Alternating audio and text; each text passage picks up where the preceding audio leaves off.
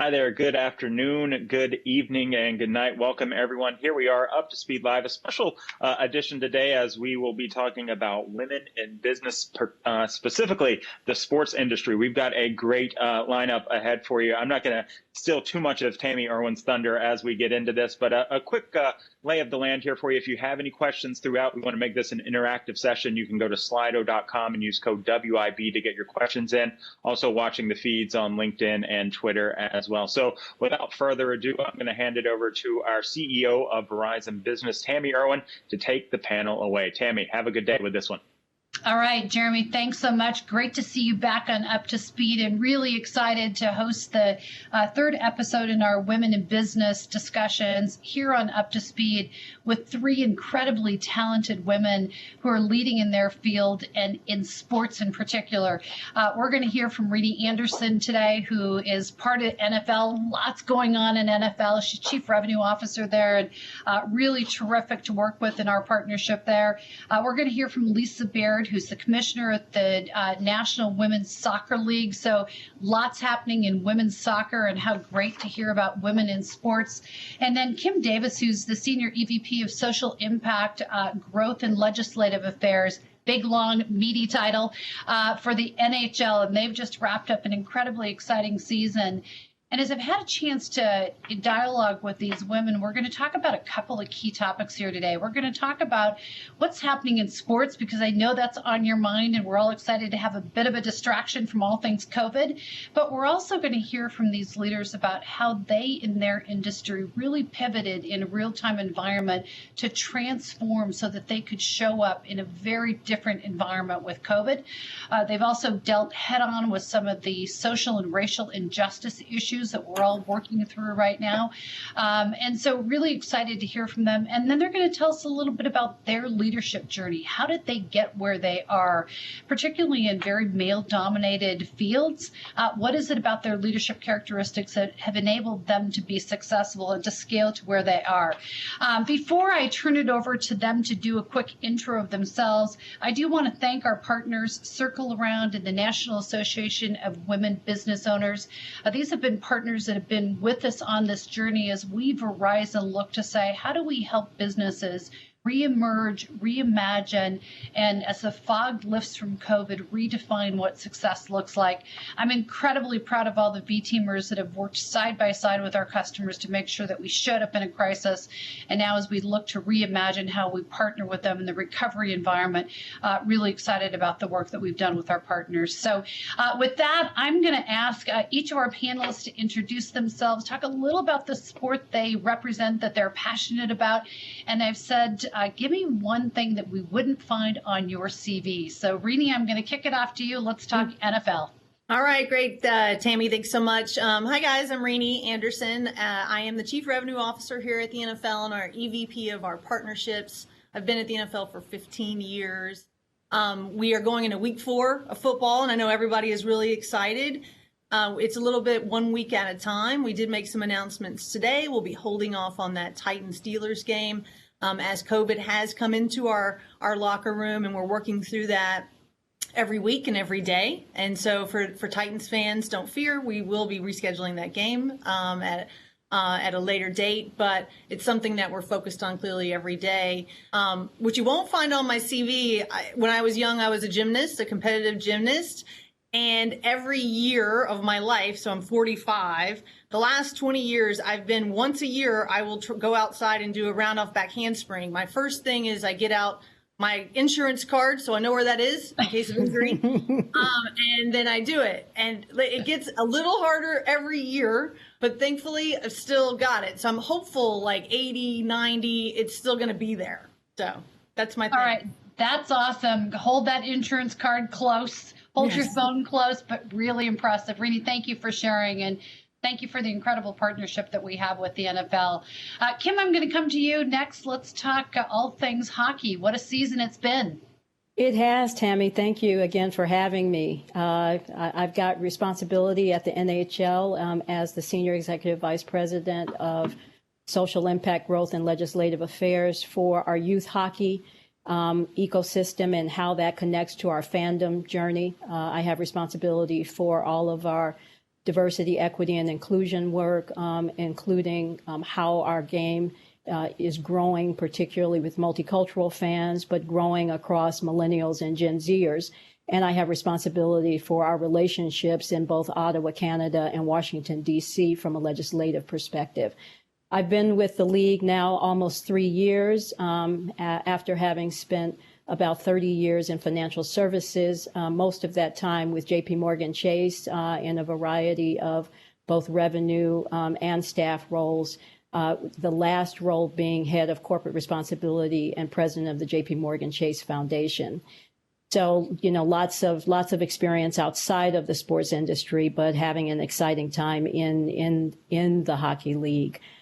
Something people don't know about me that's not on my CV is that I'm a concert pianist, performed a lot during my first 18 years and pretty much burned out. And so now I play for my personal pleasure, but that is something in my background. A gymnast, a pianist. It's pretty spectacular. And Kim, there's a reason you've got a big title. You've got a big responsibility. And I'm so happy you raised the topic of social and racial injustice. And what do we do to really create equality? We're going to come back to that topic because it's so important for every one of us right now and for the world at large. So thank you for that. I'm sorry we don't have time to hear you play the piano today. That would be awesome. Okay, Lisa, over to you. Let's talk soccer. Well, I'm Lisa Baird. I'm rookie commissioner of the National Women's Soccer League. I've spent my life around the latter half of my career around all kinds of sports. I'm an alumni of the NFL and the Olympics, the U.S. Olympic and Paralympic movement. It's been an incredible season for National Women's Soccer. We were the first league to return to play on June 26th. And when we ended our season on July 27th, because I think we went in thinking, let's do a tournament, let's figure that out, do it in the bubble, and we were virus free as well. We then connected with our owners and our players, and we decided to put on a second season, our fall series. We're in the middle of the fall series right now, and we're now learning not only how to do sport in a bubble, but how to do sport with home and away. And we've had to scramble a couple of times. We haven't had to reschedule games because we have a very innovative broadcast and production facility that gives us the ability to move things around very quickly. But it has been a challenging year for us at us. One thing people don't know about me, I was born in Aruba. So I was born on a small Caribbean island, and there are moments, in fact, longer moments, that returning to life in the Caribbean sounds pretty appealing. Wow, I think we could all take a trip there right now and feel really terrific about that. Lisa, thank you for sharing. And one of the things that I think is so in common with all three of your stories is how you and how your organizations have had to really reimagine doing things differently as a result of COVID.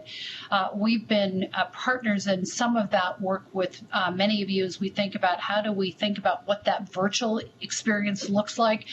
Guru and the Verizon Media team have done a lot of great work there. And then as we begin to reimagine, what does it look like coming back into a stadium? How do we create a safe environment? But I know for all three of you, you've had to, with your teams, really lean into a different kind of leadership to reimagine what success looks like today and then reimagine tomorrow.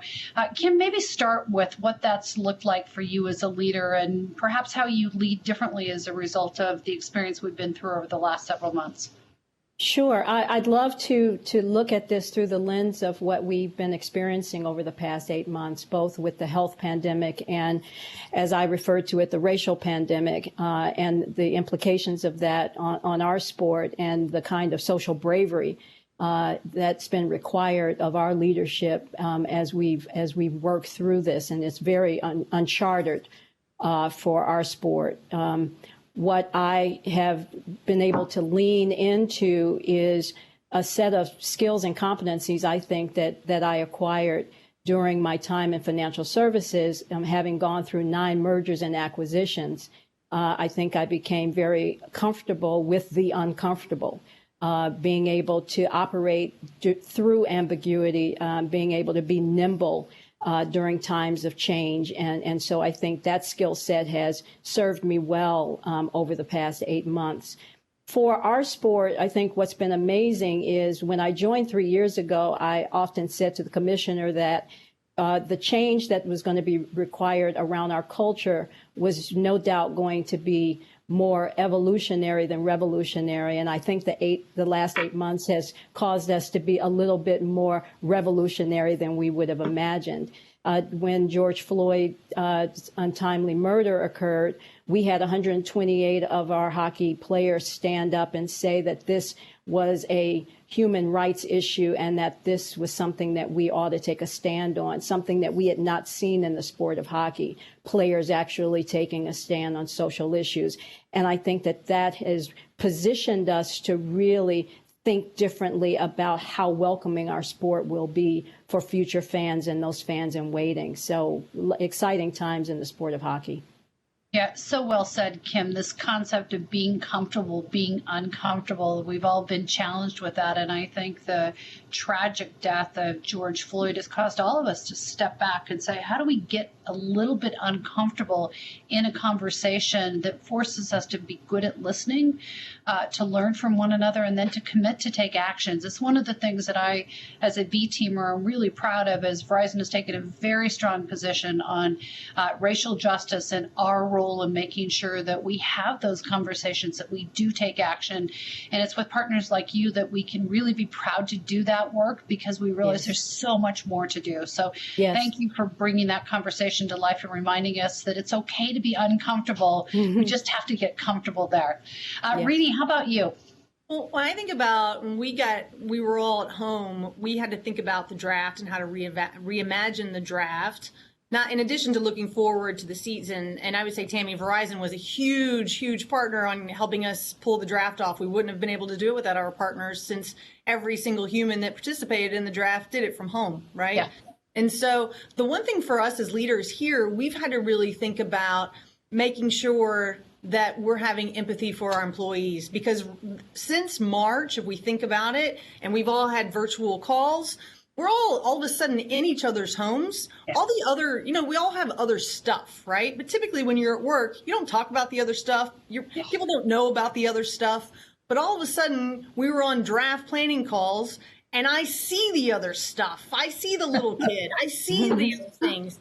And so we hear the family members that were affected by COVID. We see the pain of the murder of George Floyd in the eyes of our employees and our players. And so it's been very important for us to not just to be there for the employees, have flexibility, but to really listen and provide a place of employment that we can be a little bit of everything for them at this moment in time, because we're asking them to show up every day and give 110%. And we have to be thoughtful.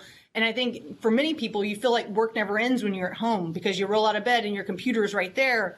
And so making sure that we're finding a balance, not just for myself as a leader here, but for all of our employees here, and being there for them when a family member is sick with COVID, when they're trying to figure out how to balance virtual school, which is so hard, by the way. And so that's something that typically as corporations, you're business focused, and we're clearly got our eyes on the prize with business, but we're also really thinking about how we can embrace our employee and the culture here, and making sure that really thinking about them first.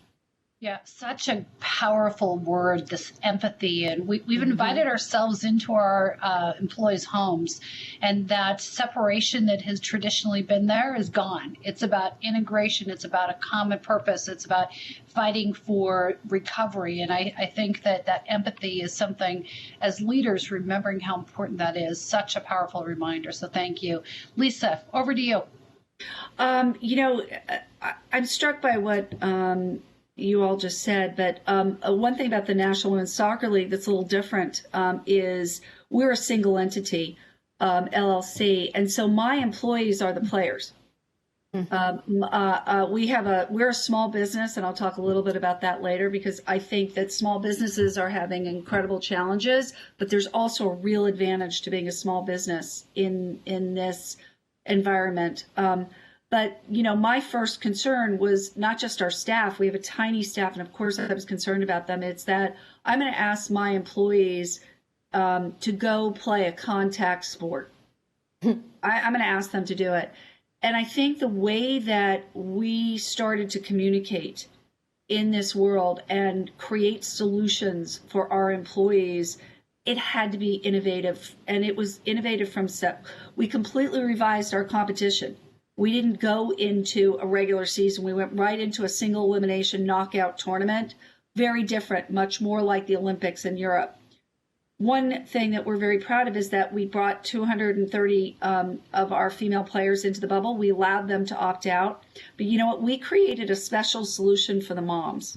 And I know everybody here on this phone, they would think first about that. But we created solutions for moms, including a special medical testing protocol for COVID for children, so that they could play in the bubble, because we didn't know enough then as an industry to say bubble, home and away. There were lots of experimentation. What I did know is that our women demanded as safe an environment as possible, because they weren't just thinking of them, they were thinking of their kids and families. So they came into the bubble, we protected them. And so you start to go through this checklist of reinventing every single corner of your business. And then you come out of it, because a bubble is not sustainable. It's not. You can't live life in a bubble. You can't do business in a bubble. Then you go and you say, okay, how are we going to reinvent to the future, which is the journey we're on right now. And so for me as the commissioner sitting there, beforehand, I'd never been a commissioner before. It was really thinking end to end. I negotiated a full year employment solution with my PA, and we did it, literally in 2 weeks. When I had employee and staff Zoom calls, there were 230 players on that Zoom call. And they were saying, wait a minute, you want me to go on the field, play a contact sport? How is it safe for me? How is it safe for my family? So we had to reimagine every single thing that we were doing and do it on a real timeline. So to say I've had a few sleepless nights, I think is the understatement of the world. And I'm sure it shows. I'm sure it shows. No, you look fabulous. Remind yourself, it's take a deep breath. From here up, guys. From here up. You're looking fabulous, mid chest up. Yeah, we all get to look into those cameras every single day and check out the wrinkles and all that comes with life. But Lisa, such an important reminder of the role that women have played in this crisis. So many women on the front line, so many women who are educators. Renie, you talked about educating kids at home. So many women that are the CEO of their home, and yet I think women have indirectly been affected so much more than men, families more broadly, but women because they carry the burden and the joy of being the CEO in their home. And so being conscious of how do we make sure we care for those that are on the front line is really an important reminder. And I think women have found creative and imaginative ways to do that. And I think businesses have found empathy for how we imagine allowing, things to happen at home that we might not have thought about it. I know for Verizon, we've said, take time to be the caregiver, take time to get your kids started with school, take time to, because that becomes important, because you really are the employee and the business come together. I'm going to just put a reminder out for those of you that are watching us online to go to slido.com, code WIB, Women in Business, and enter in your questions. I've got one last question for this group, and then I'm going to turn it over for your Q&A. And Lisa, I'm going to start with you. How did you get into sports, and what is it about your leadership characteristics that have made you successful? Well, I hesitate to say how long ago it was, but I really hesitate. I started on the sponsor side. So I was very much in the sponsor position, and what I learned, I think that I took away from that was how that when you're on the other side, when you're on the property side, you really need to think about how your property helps the entity solve their problems. And how do we really start to think about that? So I think that was something that I took there, but I got that broad framework. But my real full-time job in sports came at the NFL. I was like Kim, where I came from corporate America, wasn't really a longtime sports person, but I knew a little bit about technology because they hired me from IBM, and we had been very much on the front line in terms of using internet to transform our businesses in the 90s. I hesitate to say, but late 90s. So I joined the NFL, which is where I met Renie, and Renie and I have a long and very special relationship, I think, and then spent years in the Olympic movement. So what about my leadership? I think I tend to be a very creative, collaborative executive in sports. And I think I've honed that skills working in the global environment where you really, and I don't mean political skills in the worst sense of the word. I mean, you need to hone your political skills because you're taking delegations from free countries into Russia. You're taking them onto the front line between South and North Korea. And you need to understand that as we go into the world, you really need to see the world from others' points of view. You may not agree with it, and you can be strong and assertive in that point of view, but understanding that. And I think that's something that's distinguished me in that I'm able to be collaborative and solution-oriented and see things not just from my point of view. I love it. It sounds like we need to send you to Washington, D.C. Okay, I'm not going to go there. Kim, Remember I started this with Aruba. Aruba. Kim, what's made you successful as a leader? Oh, my goodness. If I boiled it down to a couple of traits, I would say it begins with understanding that leaders have to be good followers as well. And I think that's an important trait when you're leading a team, that you engage in fellowship as well as leadership. I also think strong leaders are humble. And I think regardless of how high you go, you have to always remember that they're building blocks that lead to success, and you have to make sure that you are able to create the same pathways for others. I think that I am a visionary. I'm always, and I think throughout my career, I've always, had a big vision for where the businesses that I ran needed to go, and would build consensus in helping people on that journey way to get there. And I think that's been something that's unique about the way I've led. And then I think compassionate leadership is really important. Being compassionate and understanding and putting yourself in the shoes of others. I think these are all very, very important traits that have led to my particular brand of leadership. Humble, compassion. It's awesome to hear how you bring it all together and how successful you've been. Kim, thank you. Renie, why don't you bring us home on this question about leadership? What's made you successful? I'll do leadership. And then at one point too, when I was in college, I wanted to be a writer. And so I didn't know that working in sports, I thought that was Jerry Maguire, Bob Costas. So my first job out of college, I was an assistant for, at the time, David Baker. He's the Pro Football Hall of Fame president now, but at the time he was the commissioner of the Arena Football League. And so my job with him, first day, he's like, I need you to go get my laundry. I need you to balance my checkbook, and I need you to call NFL owners and see if they want to buy arena football teams. And so I worked there for 9 years, and then I came to the National Football League, and that's where I met Lisa. And when we think about leadership, one thing that was amazing with Lisa that really changed my entire career is that she was the CMO here, and she was great.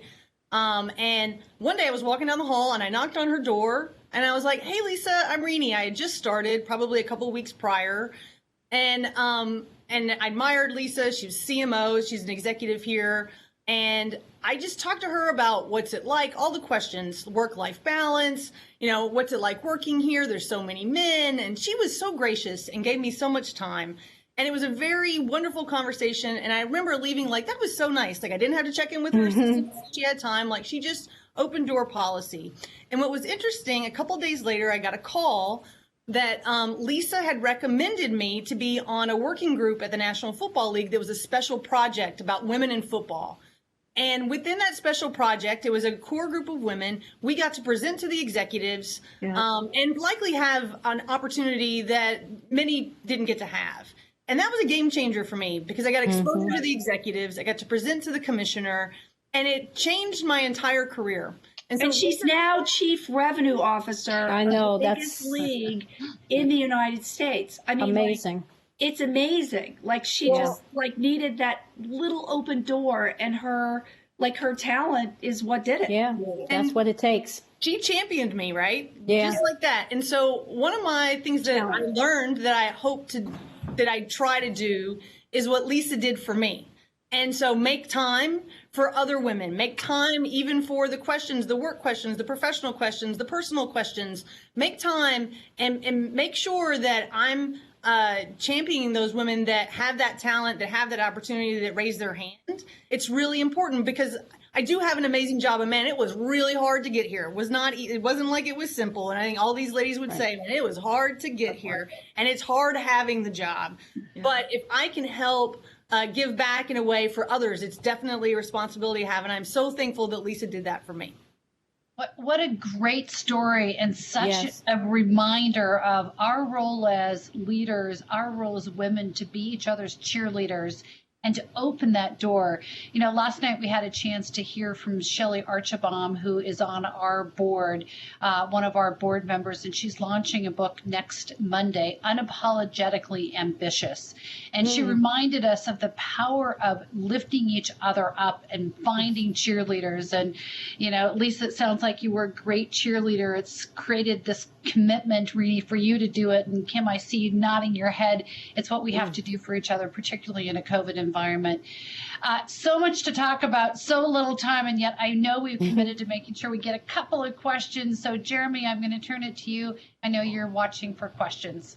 Yeah, certainly. And I mean, a lot of what you all are covering, by the way, great feedback from folks watching online, how inspiring them up. You talk about empathy, you talk about, serving one another, you talk about all that. But some questions I want to dig into here, Kim, I'm going to throw this one your way, and then everyone else feel free to jump in. This is from Camilla Hernandez. What would you say to a woman who is just beginning to get involved in the sports industry? What do you consider vital to move up into industry? Yeah, I get this question often, and I'm so happy about it because I think I am a poster child for people that come from outside of the sports industry and how important it is to infuse talent at every level of an organization. Often when we talk about talent within any industry, we always think about entry-level talent, but I think it is so important, particularly for underrepresented groups, for women of color, to see people like myself at a senior level, because as Billie Jean King says, if you see it, you believe you can be it. And I think that I have seen so many talented young women of color come to the NHL over the past 3 years because they've seen me there as a role model and they know it can happen. So I would say that, bring your skills and competencies. Make sure you have your A game. I often talk about the 3 Ps: preparation, passion, and purpose, and the alignment of those things. And don't be dissuaded because you don't have a background in sport. I think that we, in all sports, are understanding that skills are much more transferable than we ever thought, and there's an opportunity for you to contribute. Fantastic. Here's one. I'm going to mix in some of the personal stuff and some of the sports here. The next question is for Lisa. This came from Michael. The soccer league is great, and their COVID-free tournament largely got overlooked by some major sports networks and wasn't easily viewable by its fans. How do women's sports get on the same level? It's a great question. And right now, the statistic is that women's sports are about 4% of the total sports coverage. So it's I don't know what the right level is, if there even is one, but I know it's under where it needs to be. And I think just looking, when we worked with our partners, CBS and Twitch, to create our broadcast deals. So this year has been a busy wheel. We launched 2 broadcast deals. We created a tournament. We signed sponsors because we needed to. But the broadcast deals with CBS and Twitch have been the difference makers. And So one of the things we did in August when we came back from our bubble tournament is, I think everybody on this call probably knew the college football landscape was going to change. I don't think anybody knew what was going to happen, but they have a very special challenge because they're students, they're living on campus, and that's very, so I'd arranged a meeting, on August 10th with CBS right after, and we were just going to sit down and maybe we were going to talk about things, but I kind of had a feeling like the schedule was going to blow up. And literally in 2 days, there was an opening in their schedule because of college football. And I took it. And moving mountains to get owners, players, medical protocols, home and away, literally so we could announce it 2.5 weeks later, because it is so valuable to get our sport and our players in front of a mass audience. Mm-hmm. And let's be simple, in the US it's broadcast, but I want to also talk about Twitch and our international. So just because of what we did in the bubble and what we did here, we've had the top 5 of our most viewed broadcasts of all time this year, when it's a challenged ratings year for everybody. Let's face it. I don't know what people are doing. Maybe they're doing their laundry, they're working from home. They're doing a lot right now, but they are tuning into sports. But we have the top 5, and we've got to earn our way into that limelight. Twitch internationally, we're now doing 600,000 to 700,000 live views for games, which I knew our sport was the best in the world. It's just get it out there and show it to people.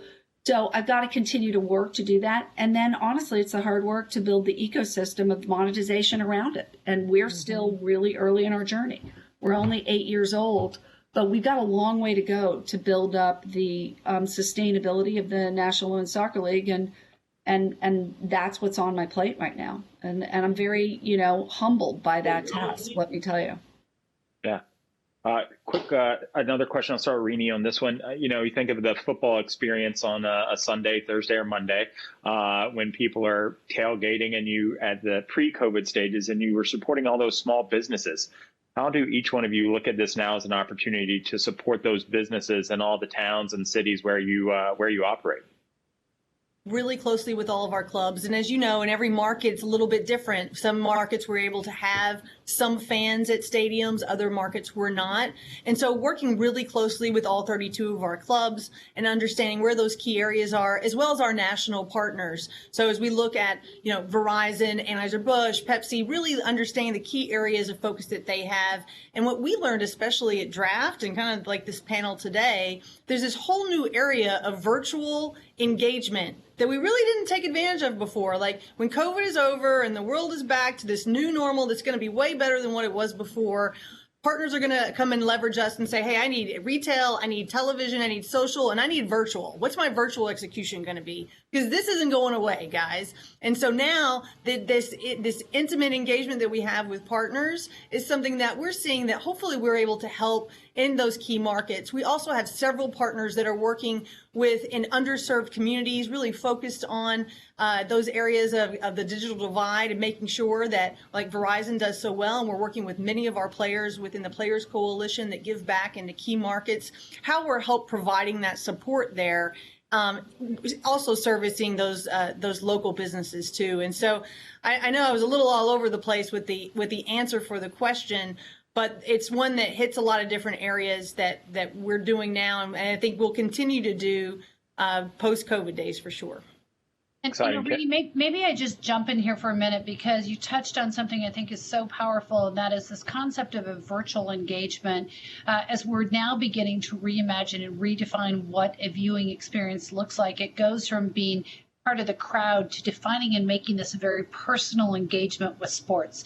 And we'll never go back to what it was before. We'll only move forward with our shared and our learned experiences. And I think that's the thing that makes it particularly exciting, is our ability to redefine and reimagine and transform real time, but to take those learnings and lean forward as we think about technology innovations like 5G. We're so excited about what we can do with 5G in stadiums, 5G kind of across the country, because it is transforming everything, starting with those virtual experiences. And I can't imagine better partners than all of you to really work together on how we transform the experience. Jeremy, back to you. Sorry, I had to just jump in there. No, that was great. This is what this conversation's about. It's connecting and figuring out where we all go. I've got one more to wrap up here for Kim. Kim, someone, they want to follow in your footsteps. How do you go from where you were into the sports industry for people who want to make that move? I can't say that I can give you a roadmap because it's had a lot of twists and turns. But I think the consistency through my 30+ year career has been the ability to pivot, and I think that is such an important skill and competency that bodes well in any industry and any job.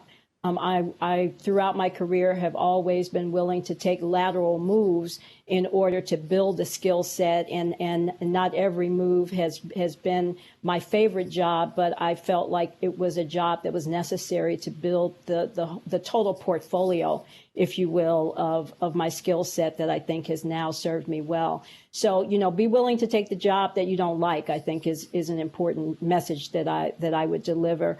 And always be humble in doing the best you can, even in a situation that you don't love. And I think opportunities often come your way.